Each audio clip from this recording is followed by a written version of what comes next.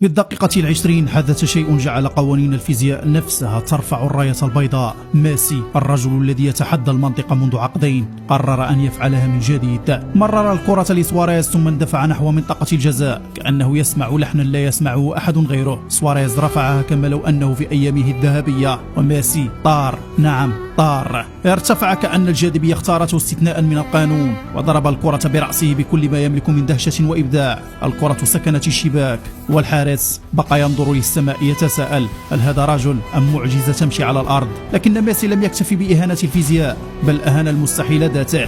في آخر دقيقة جاءت كرة عرضية غريبة، لم تكن قوية ولا دقيقة، لكنها أربكت الحارس تماما. مد يده ليمسكها فتفلتت منه كما يفلت الوقت من المترددين، وفي لحظة خاطفة كان ميسي هناك. هدية الخطأ جاءت أمامه فدفع الكرة بهدوء إلى الشباك كمن يضع النقطة الأخيرة في قصيدة لم تحتاج إلى كلمات. هدف سهل نعم، لكنه بلمسة ميسي بدا وكأنه أبسط درس في فن الاستقلال العظيم.